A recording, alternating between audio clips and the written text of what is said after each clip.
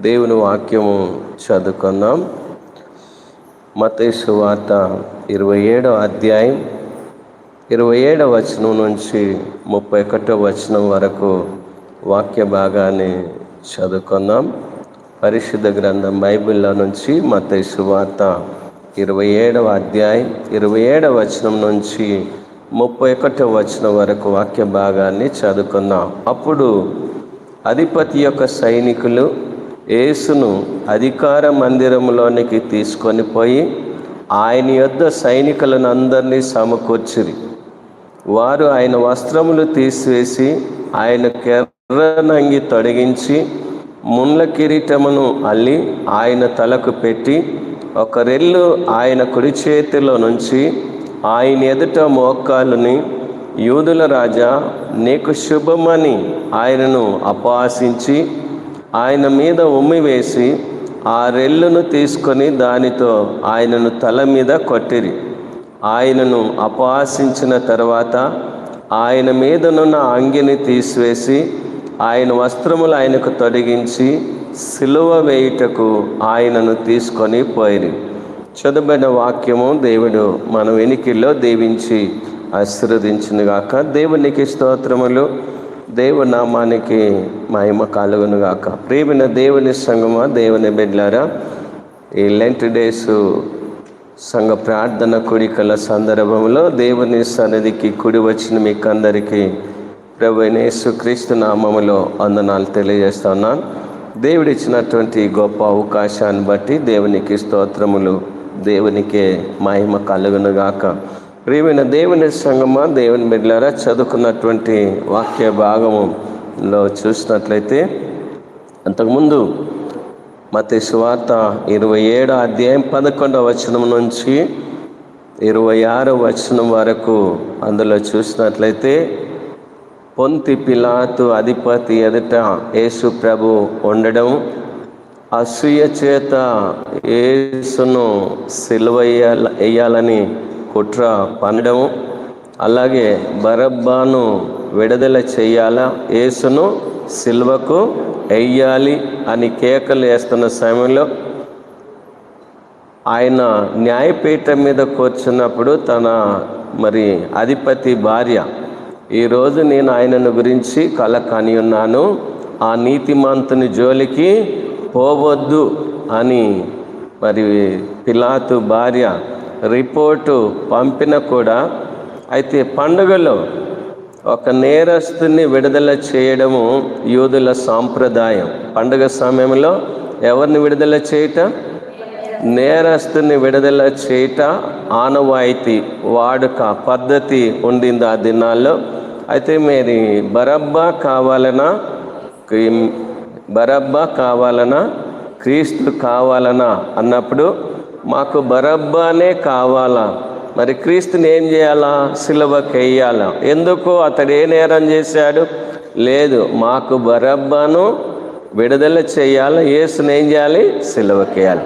అప్పటికే శాస్త్రులు, ప్రధాన యాజకులు, పెద్దలు, అధికారుల చేత ఆ జన సమూహం అంతా ప్రేరేపింపబడి నేర్పబడి సిద్ధంగా ఉన్నారు కనుక వారి మరింత కేకలు వేశారు, మాకు బరబ్బాను విడుదల చేయాలి, యేసును సిలువకు వేయాలి అన్నప్పుడు ప్రియమైన దేవుని బిడ్డలారా, అలా కేకలను చూసి పిలాతు ఏమన్నాడంటే, ఈ నీతిమంతుని రక్తం విషయంలో నేను నిరాపరాధినని చెప్పి ఆ నీళ్లు తీసుకొని చేతులు కడుక్కున్నట్లుగా దేవుని వాక్యంలో మనం చూడగలుగుతాం. అయితే జనసమూహం అంతటితోటే ఊరుకొనకుండా ఆయన రక్తము మా మీదను మా పిల్లల మీదను ఉండుగాకనిరి అని వాళ్ళే శపథము చేస్తూ ఉన్నారు, ప్రతిజ్ఞ చేస్తూ ఉన్నారు, ఒప్పందము చేస్తూ ఉన్నారు, ఒట్టు తింటూ ఉన్నారు. ఏం తింటా ఉన్నారు?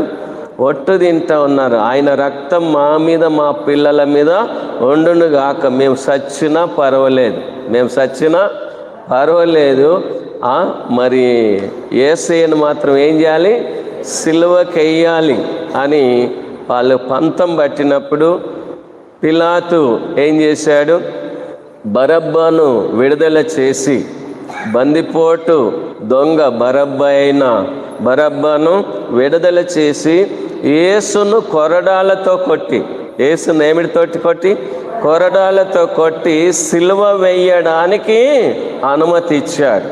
కొరడాలతోటి కొట్టాలి, సిలువకు వెయ్యాలని చెప్పి ఆజ్ఞ జారీ చేసిన వెంటనే ఇప్పుడు అధిపతి యొక్క సైనికులందరూ ఏం చేస్తా ఉన్నారు? 27వ వచనం నుంచి, అప్పుడు అధిపతి యొక్క సైనికులు యేసును అధికార మందిరంలోనికి తీసుకొని పోయి ఆయన యొద్ద సైనికులను అందరినీ సమకూర్చారు. ఈ వాక్య భాగానికి చిన్న టైటిల్ ఏంటంటే, సైనికులు యేసును అపహాసించుట. సైనికులు, ఈ సైనికులు ఎవరు? పొంతి పిలాతు అధిపతి అయిన సైనికులు. ఈ సైనికులు యేసును అపహాసిస్తూ ఉన్నారు, హేళన చేస్తూ ఉన్నారు, ఎక్కిరిస్తూ ఉన్నారు. ప్రేమిన దేవుని బిడ్డలారా, దేవుని వాక్యంలో చూసినట్లయితే ఆ మాట మనము చూడగలుగుతాం. దేవుని వాక్యములో యేసయ్యను అపహాసించినట్లుగా, ఏలన చేసినట్లుగా, ఎగతాళి చేసినట్లుగా దేవుని వాక్యములో మనం చూడగలుగుతాం. ఆ సైనికులు యేసు ప్రభును అపహాస్యం చేయడానికి అనుమతి పొందారు. అందుని బట్టి వాళ్ళు ఏం చేశారు? అధికార మందిరములోనికి ఆయనను తీసుకొని పోయి ఆయన యొద్ద సైనికులందరినీ అంటే ఉన్న సైనికులు మాత్రమే కాకుండా ఇంకా ఎక్కువ సైనికులను సమకూర్చారు. 28వ వచనం, వారు ఆయన వస్త్రము తీసివేసి ఆయనకు ఎర్రనంగి తొడిగించి, అంటే యేసు ప్రభు చెప్పాడు కదా, నేను యూదులకు రాజును. నీవు యూదులకు రాజు అంటే నేను యూదులకు రాజునే, నీవు అన్నట్టు నేను యూదులకు రాజునే. ఇప్పుడు రాజును మరి హేళన చేస్తూ ఉన్నారు. ఎవరిని హేళన చేస్తూ ఉన్నారు? రాజుకుండవలసిన వస్త్రాలు అవన్నీ ధరింపజేస్తూ ఎక్కిరింతలు చేస్తూ ఉన్నారు, హేళన చేస్తూ ఉన్నారు, అపహాస్యము చేసే దానికి వాళ్ళు సిద్ధపడుతూ ఉన్నారు. 29వ వచనం, ముండ్ల కిరీటమును అల్లి ఆయన తలకు పెట్టి ఒక రెల్లు ఆయన కుడి చేతిలో నుంచి ఆయన ఎదుట మోకాళ్ళుని. ఏ కిరీటం పెట్టారు? రాజుకు కిరీటం ఉంటుంది కాబట్టి ప్రేమైన దేవుని బిడ్డలారా, ఈయనను అపహాస్యము ఏలన చేస్తున్నారు కాబట్టి దానికి సాదృశ్యంగా యేసు ప్రభుకు మరి రాజుకు ఉండవలసిన కిరీటముకు బదులు ముండ్ల కిరీటము అల్లి పెట్టారు తలకు. తర్వాత రాజు చేతిలో దండం ఉంటుంది కనుక ఇప్పుడు యేసయ్యకు ఒక మరి కర్రను ఇచ్చినట్లుగా చూస్తూ ఉన్నాం. తర్వాత రాజుకు మరి రెస్పెక్ట్ చేస్తారు కనుక ఆయన ఎదుట మోకాలుని ఏమంటా ఉన్నారు? ఇదంతా నటన. వీళ్ళు చేసేదంతా ఏంటిది? నటన, హేళన, అపహాస్యము. ప్రేమిన దేవుని బిడ్డలారా, ఆయన ఎదుట మోకాలుని యూదుల రాజా నీకు శుభమని ఆయనను అపహాస్యం చేస్తూ ఉన్నారు. వీళ్ళు ఆత్మానుసారులు కాదు, ఇది శరీరానుసారులు. వీళ్ళు ఎవరు? శరీరానుసారులు. ప్రేమిన దేవుని బిడ్డలారా, క్రైస్తవ సంఘములో, క్రైస్తవ సమాజంలో 2 గుంపులు ఉంటాయి. ఎన్ని గుంపులు ఉంటాయి? 2 గుంపులు ఉంటాయి. ఒకటి ఆత్మానుసారమైన గుంపు, ఒకటి శరీరానుసారమైన గుంపు. శరీరానుసారులు శరీర విషయముల మీద మనస్కరించరు, ఆత్మానుసారులు ఆత్మ విషయముల మీద మనస్కరిస్తారు. గనక ప్రేమైన దేవుని బిడ్డలారా, ఆత్మానుసారమైన జీవితము జీవమును సమాధానమునైనది, శరీరానుసారమైన జీవితము దేవునికి విరోధమైంది, అది మరణమై ఉన్నది. ఒక మాట చదవండి, రోమపత్రిక 8వ అధ్యాయం 7వ వచనం. రోమపత్రిక 8వ అధ్యాయం 7వ వచనం తీసుకువచ్చాను. ఎలా అనగా శరీరానుసారమైన మనసు దేవునికి విరోధమైనది, ఆ దేవుని ధర్మశాస్త్రమునకు లోబడదు. చూడండి ప్రేమిన దేవుని బిడ్డలారా, ఎలా అయినగా శరీరానుసారమైన మనసు దేవునికి విరోధమైన ఉన్నది, అది దేవుని ధర్మశాస్త్రమునకు లోబడదు, ఎంత మాత్రమును లోబడదు. కాగా శరీర స్వభావం గలవారు దేవుని సంతోషపరచనేరు. వీళ్ళు దేవునికి విరోధంగా ప్రవర్తిస్తూ ఉన్నారు. దేవునికి వ్యతిరేకంగా ప్రవర్తిస్తూ ఉన్నారు, ఏళన చేస్తూ ఉన్నారు, అపహాస్యం చేస్తూ ఉన్నారు, నిందిస్తూ ఉన్నారు, దూషిస్తూ ఉన్నారు. మా ప్రియమైన దేవుని బిడ్డలారా, ఎక్కిరిస్తూ ఉన్నారు. ఏం చేస్తూ ఉన్నారు? వాళ్ళు ఎక్కిరిస్తూ ఉన్నారు. ఏమని? యోధుల రాజా నీకు శుభమని ఆయనను అపహాసిస్తూ ఉన్నారు. దేవుని వాక్యంలో మనం చూసినట్లయితే మత్తయి సువార్త 5:11-12 వచనాల్లో జనులు నా నిమిత్తం మిమ్మను నిందించి హింసించి మీ మీద అబద్ధముగా చెడ్డ మాటలు ఎలా పలుకున్నప్పుడు మీరు ధన్యులు, సంతోషించి ఆనందించుడి, పరలోకమందు మీ ఫలము అధికమగునని దేవుని వాక్యంలో మనము చూడగలుగుతాం. కాబట్టి యేసును నిందిస్తూ, దూషిస్తూ, అపహాస్యం చేస్తూ, ఏళన చేస్తూ ఉన్నారు. అయితే యేసయ్య నిమిత్తము మనం నిందింపబడిన, దూషింపబడిన, హింసింపబడిన, అపహాసింపబడిన బాధపడని అవసరం లేదు. ప్రియమైన దేవుని బిడ్డలారా, ఆయన యందు విశ్వసించువాడు ఎవ్వరు కూడా కలవరపడరు, దిగులు చెందరు. అయితే 30వ వచనంలో 29వ వచనంలో యూదుల రాజా నీకు శుభమని ఆయనను అపహాసిస్తాయి. ఈయనకు ఏమని అపహాస్యం చేస్తూ ఉన్నారు? యూదుల రాజా. ఈయన యూదులకు మాత్రమే రాజు కాదు. ప్రేమిన దేవుని బిడ్డలారా, దేవుని వాక్యాన్ని చూస్తే ఆయన శ్రీమంతుడు, అద్వితీయ సత్యదేవుడు, రాజులకు రాజు, ప్రభులకు ప్రభు. ఇదే వాక్య భాగంలో మూడు భాగాల్లో మనం చూడగలుగుతాం. 11వ వచనంలో కూడా యూదుల రాజువు నీవేనా అని ఆయన అడగగా యేసు అతన్ని చూచి నీవు అన్నట్టే అనెను. అలాగే 37వ వచనంలో ఇతడు యూదుల రాజైన యేసు అని ఆయన మీద మోపబడిన నేరం వ్రాసి ఆయన తలకు పైగా ఉంచిరి. 42వ వచనంలో వీడి ఇతరులను రక్షించను, తను తానే రక్షించుకొనలేడు, ఇశ్రాయేలు రాజు కదా, ఇప్పుడు శిలువ మీద నుండి దిగిన ఎడల అని నమ్మదు. ఈయన యూదుల రాజు మాత్రమే కాకుండా ఆ దినాల వాళ్ళు యూదులకు రాజు అని చెప్పే ఎగతాళి చేశారు. ఆయన రాజు, వాస్తవానికి సదాకాలము రాజు. ప్రేమిన దేవుని బిడ్డలారా, ఆయన రాజ్యం అంతం లేని రాజ్యము. ఆయన రాజ్యము పర సంబంధమైంది, మనం భూ సంబంధము. ప్రేమిన దేవుని బిడ్డలారా, మనము అయితే క్రీస్తునందు విశ్వాసం ఉంచినట్లయితే మనము క్రీస్తుతోటి వారసులం. అయితే యేసయ్య ఎంత గొప్ప రాజు మనం వాక్యంలో చూడగలుగుతాం. ప్రకటన గ్రంథము 19వ వచనం. ప్రకటన గ్రంథము 19వ వచనం.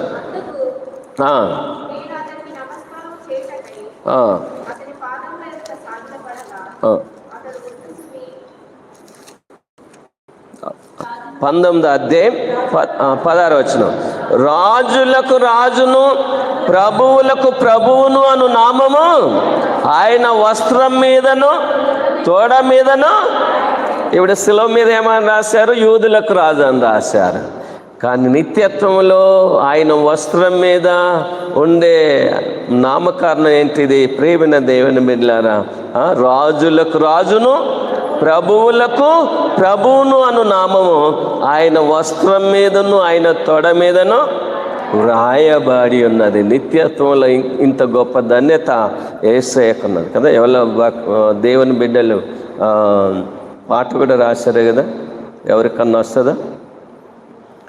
రాజులకు రాజువు నీవు, ప్రభులకు ప్రభుండవు.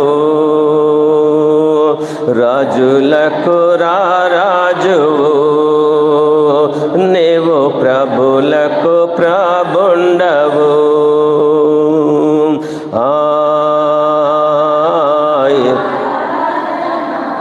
కొంచెం గట్టిగా. యేసయ్యకే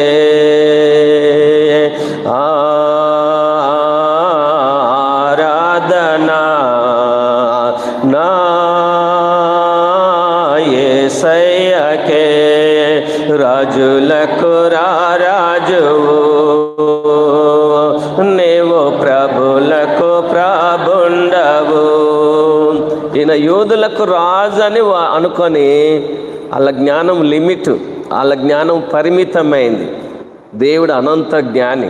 ప్రేమైన దేవుని బిడ్డలారా, దేవుడు సర్వజ్ఞాని. వాళ్ళ జ్ఞానం పరిమితమైంది, అయినా వాళ్ళు దైవికంగా వాళ్ళు భ్రష్ట మనసును కలిగి ఉన్నారు. దైవిక విషయంలో ఎలాంటి మనసు కలిగి ఉన్నారు? భ్రష్ట మనసును కలిగి ఉన్నారు. దేవత్వం యొక్క సర్వ పరిపూర్ణత కలిగి ఉన్న యేసును వాళ్ళు గ్రహించడం లేదు, ఎరగడం లేదు, విశ్వసించడం లేదు, అంగీకరించడం లేదు. ఆయనకు విరోధంగా ప్రవర్తిస్తూ ఆయనను అపహాస్యం చేస్తూ ఉన్నారు. ప్రియమైన దేవుని బిడ్డలారా, చూడు 30 వచనం, ఆయన మీద ఉమ్మి వేసి 6 రెల్లును తీసుకొని దానితో ఆయనను ఎవరి మీద ఉమ్మి వేస్తూ ఉన్నారు? యేసయ్య మీద ఉమ్మి వేస్తూ ఉన్నారు. ప్రేమైన దేవుని బిడ్డలారా, పిలాతు ఆయనకు కొరడాలతో కొట్టి సిలువకెయ్యాలని అనుమతి ఇచ్చినప్పుడు, ఆజ్ఞ జారీ చేసినప్పుడు ఉమ్మి వేస్తూ ఉన్నారు. అయితే ప్రధాన యాజకుని దగ్గర ఉన్నప్పుడు కూడా ఆయన ముఖం మీద ఉమ్మి వేశారు. చూడండి, మత్తయి సువార్త 26వ అధ్యాయం 67వ వచనం. మత్తయి సువార్త, అప్పుడు వారు ఆయన ముఖం మీద ఉమ్మి వేసి ఆయనను గుద్దిరి, కొందరు ఆయనను అరచేతులతో కొట్టి, క్రీస్తు నిన్ను కొట్టిన వాడెవడో ప్రవచింపు మానిరి. ప్రేమినది, ఇంత ఏలన చేసిన, ఇంత అపహాస్యం చేసిన, ఇంత ఎగతాళి చేసిన ప్రేమిన దేవుని బిడ్డలారా, యేసు బదులు పలకలేదు. ఎవరు బదులు పలకలేదు? యేసు బదులు పలకలేదు. బొచ్చు కత్తిరించు అని ఎదుట గొర్రె పిల్ల ఏ రీతిగా మౌనం వహిస్తుందో, ఆయన శిలువ మరణం పొందేంత వరకు అంతగా తగ్గించుకొని ఆయన అంత మౌనం వహించినని దేవుని వాక్యంలో మనం చూడగలుగుతాం. ఒక మాట చదవండి, యెషయా గ్రంథం 50 అధ్యాయం 6వ వచనం. యెషయా గ్రంథము 50 అధ్యాయం 6వ వచనం. కొట్టువానికి నా ఈ వీపును అప్పగించి తిని, వెంట్రుకలు పెరుకు వారికి నా చెంపలను అప్పగిస్తుని. చదండి,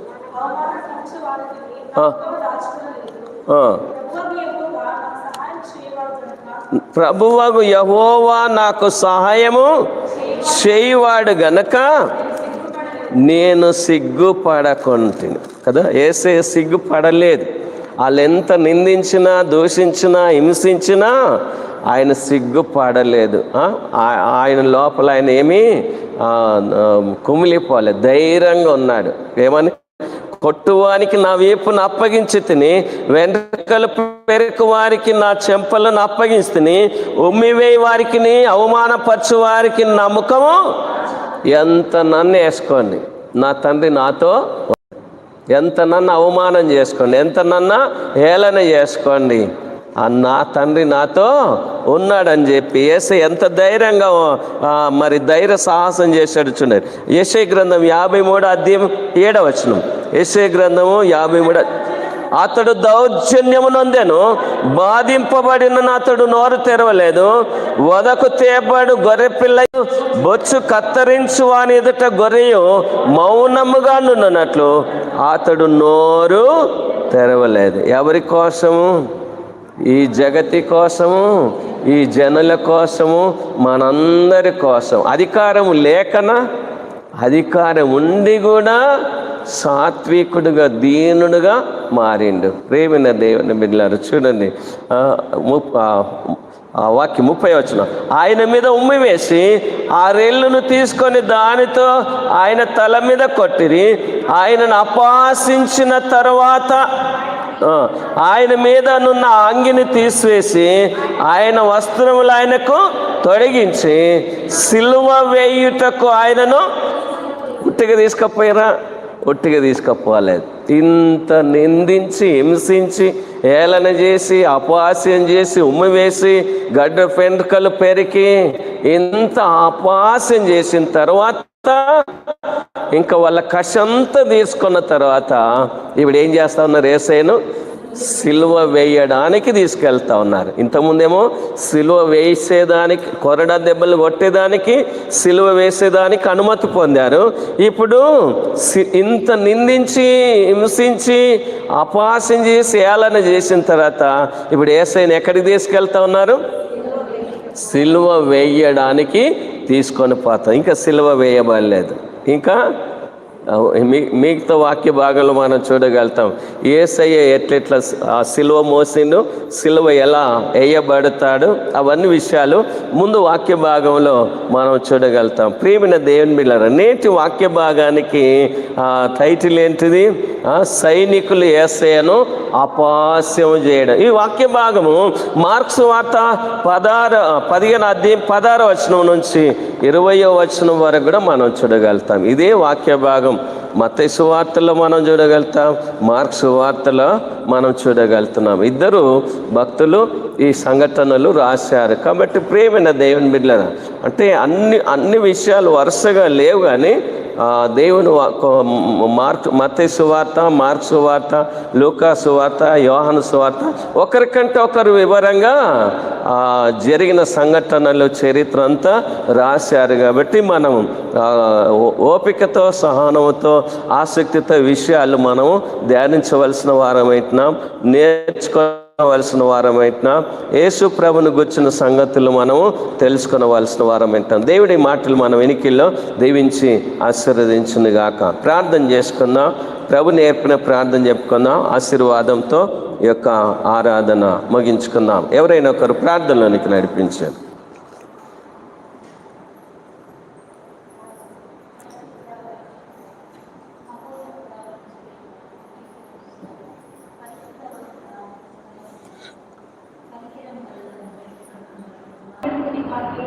ఈ వాక్యం కొరకు ఎదురుచూసే వాక్యం మాకందరికీ దయచేయమని, ఈ ఆరాధనంతటిని తండ్రి మీకు తల్లిపై, తండ్రిపై, నాయకులపై, అధికారిపై కాపాడాలని యేసయ్య పరిపూర్ణమైన మార్పులను అడిగి వేడుకుంటున్నాం తండ్రి. ఆమేన్. మీ నామం పరిశుద్ధపరచబడుగాక. మీ రాజ్యం వచ్చుగాక. మీ చిత్తం పరలోకములో అలాగే భూమిలో నెరవేరుగాక. మాకు కావలసిన ఆహారాన్ని దయచేయండి. మా రుణస్థులను క్షమించుగాక. మమ్మల్ని శోధనకి తప్పించు.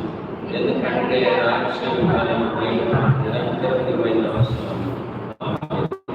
వర్తనైన దేవుని ప్రేమలు, యేసుక్రీస్తు కృపయు, పరిశుద్ధాత్మ సహవాసం, దేవుని ఆశీర్వాదం కుడి వచ్చిన మనకందరికి, సంఘం అంతటితోనూ ఇప్పుడు నిలపును సదాకాలము తోడైన గాక. ఆమేన్. అందరికి వందనాలు. Praise lord.